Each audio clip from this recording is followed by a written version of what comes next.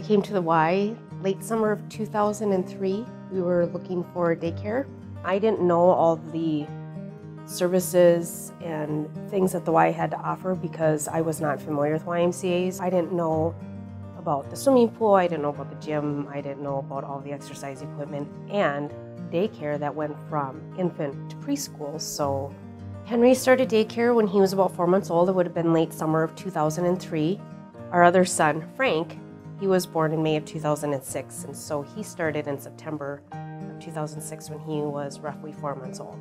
There are lots of stories about the kids having kid instances at daycare here. When Henry was 5 years old, I do believe it was the summer before he started kindergarten, and he mooned one of the girls that he went to daycare with. And then when Frank was 2.5 or 3, he mooned out in the playground.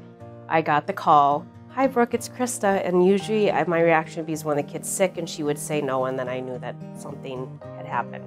After I got second call, all I could think of was, I can't imagine what they think of us. They must think that we run around and moon each other at home, because we've had 2 kids that have done it in 2 separate instances at the same daycare. It was a little embarrassing. It was real funny. It's still funny to tell the story, but at the time I was shocked.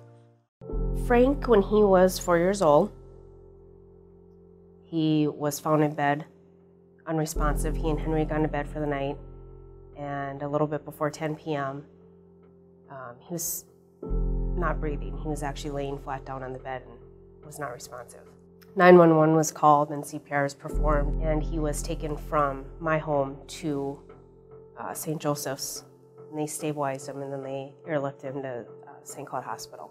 We didn't know what happened. He had not been ill. It happened in the summer. I mean, everything, there was no indication that there was anything wrong. All that they could determine was at some point he had stopped breathing. And when people stop breathing, it results in the brain swelling. They told us that it could result in him being completely normal, or there might be some mental deficits if he were to wake up. His brain could swell to the point of brain death, or it could swell to the point where he would be in a constant vegetative state. And then they told us we simply had to wait to see. He died on July 12th. He was 4. This all happened in 2010. During that time, when we were at the hospital with Frank, we didn't have Henry there. Henry was 7. We had close friends around Brainerd that helped us. He was here in Brainerd with them. They brought him to the hospital a couple times, but he was here, and when he was here, he just wanted to come to the Y. We just didn't question it, and it felt right. We knew that this was part of our lives and part of their lives, and that he would be safe here and well taken care of and loved, and this was really his safe haven during a really difficult, dark time for us. I remember the very first time I walked back into the Y after Frank died. A lot of anxiety because this place holds so many wonderful memories. Just had a lot of anxiety about coming into a place that was a second home to Frank. So many memories here, and everything was so fresh and so raw. And I walked in, and it was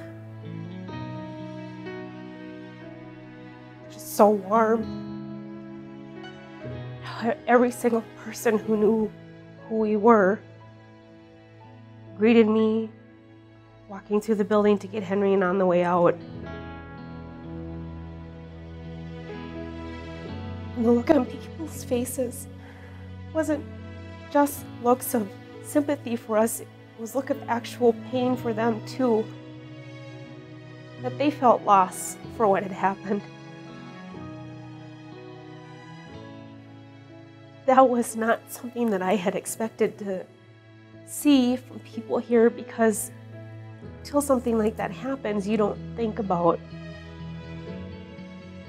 that and how your family is part of other families' lives necessarily, until you see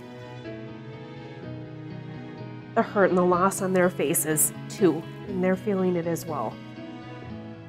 I won't ever forget that. Here's what the Y is, more so than a fitness center, more so than a daycare. We find comfort here. We find love here. And I don't think that people would think about that when they look at the building and they look at the Y on paper, that there's so much heart in the Y, in the members, in the daycare, in staff, the youth, what they get out of coming to the Y, even if it's just for swimming lessons or basketball. All those things are there as well for them because of the heart that the Y is.